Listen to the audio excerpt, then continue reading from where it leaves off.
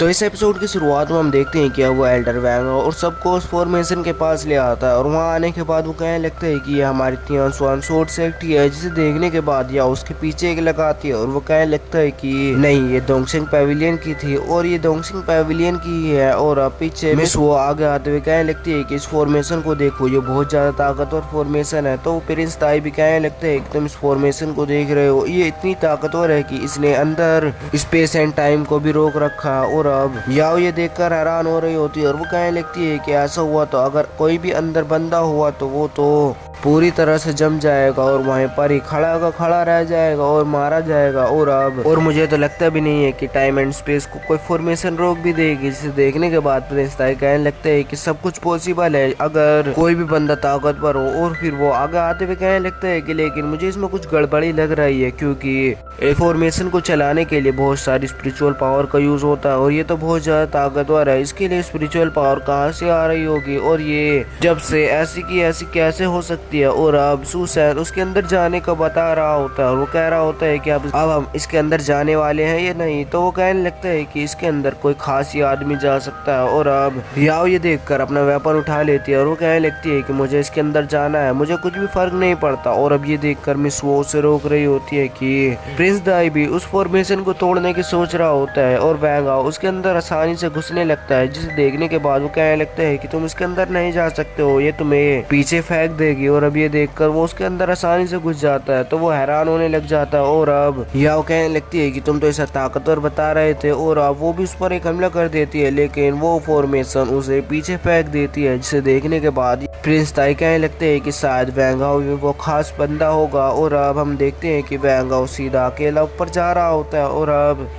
एक जगह पर आने के बाद वो बहुत ही अच्छा महसूस कर रहा होता है और वहाँ पर वो कह रहा होता है कि यहाँ पर मुझे कुछ अपना अपना सा लग रहा है। और वहाँ पर आने के बाद उसे अच्छा लग रहा होता है कि उसके पैर के नीचे एक फॉर्मेशन बन जाती है और उसके आगे एक खत आता है जिस पर कुछ लिखा हुआ होता है। और अब हम देखते हैं कि उस फॉर्मेशन में से एक बहुत बड़ी एनर्जी बाहर निकलती है और वो फॉर्मेशन और बड़ी हो जाती है, जिसे देखने के बाद वो हैरान हो रहे होते हैं कि वहाँ पर तियान स्वान शॉर्ट सेक्ट का मास्टर आ जाता है, जो कि उन्हें धमकी देता हुआ कहने लगता है कि तो तुम्हारे यहाँ आने की भी हिम्मत हो गई। और अब वो बंदा जो कि वैंग आओ को यहाँ पर लेकर आया था वो कहने लगता है कि मास्टर, इन्होंने मुझे बहुत ज़्यादा परेशान किया था, इन्होंने मेरा गलत फ़ायदा भी उठाया, लेकिन अगर आप यहाँ पर आ गए हो तो हम इन्हें आसानी से मार सकते हैं। और अब ये कहकर वो उन पर हमला करने के लिए कह रहा होता है कि उसके मास्टर उसका गला पकड़ लेते हैं और वो कहने लगते हैं कि गद्दार, तुमने हमारे साथ गद्दारी की, और वो उसे साइड में फेंक देते हैं। और अब प्रिंस ताई कहने लगते हैं कि तुम्हारी तियान स्वान शॉर्ट सेक्ट इतनी बेकार है कि तुम अपने बंदों को ही मार रहे हो, लेकिन ये ज्यादा देर तक नहीं रहेगी। जिसे देखने के बाद वो गुस्सा होने लगता है और वो कहने लगता है कि तुम्हारी ऐसे कहने की हिम्मत कैसे हुई, एक तो तुम हमारे डिसाइपल को मार रहे हो और हमारी तियान स्वान शॉर्ट सेक्ट को भी तबाह करना चाहते हो, तुम तो 100 बार भी मरोगे, ये भी तुम्हारे लिए बहुत कम होगा। जिसे देखने के बाद वो हंसता है और एक हमला आगे करता है और वो कहने लगता है कि तुमने इस हमले को तो देख ही लिया होगा, अगर तुम आगे बढ़े तो तुम्हारा हाल भी ऐसा ही होने वाला है। और वो ये सब वैंग आओ के आने तक के लिए ही कर रहा होता है। और हम देखते हैं कि तियान स्वान शॉर्ट सेक्ट में एक बंदे को कैद कर रखा होता है और वो 20 साल से उसके अंदर ही कैद हुआ होता है और उसको एक फॉर्मेशन रोक रही होती है, लेकिन अब उस फॉर्मेशन में से जो एनर्जी निकली थी उसकी एनर्जी को अनलॉक कर देती है, जिसे देखने के बाद वो कहने लगता है कि अब मेरा यहाँ से बाहर निकलने का समय आ गया है। और अब हम देखते हैं कि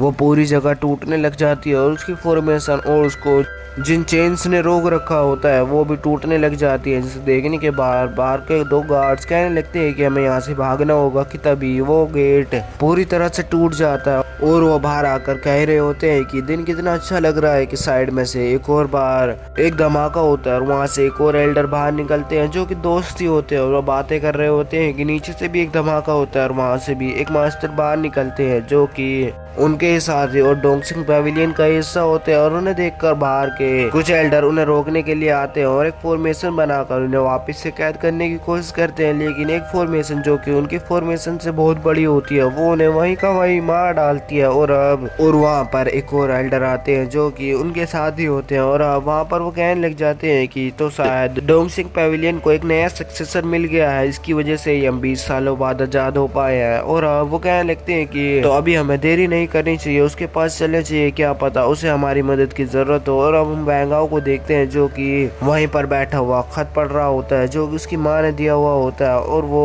उसमें बता रही होती है कि वहाँ पर तियानसुआन स्वॉर्ड सेक्ट के हमले की वजह से उन्हें इस जगह को छोड़कर जाना पड़ा था और बैंगाओ को भी अलग करना पड़ा था उसकी सेफ्टी के लिए। और वो ये सब जानकर दुखी होने लग जाता है, और उस चिट्ठी में ये भी लिखा हुआ होता है कि अगर सब कुछ ठीक हो जाए तो तुम हमसे मिलने के लिए आ सकते हो। जिसे देखने के बाद वो इमोशनल होकर कहने लगता है कि मदर, मैं जरूर आपसे मिलने के लिए आऊंगा। और अब यहीं पर यह एपिसोड खत्म हो जाता है।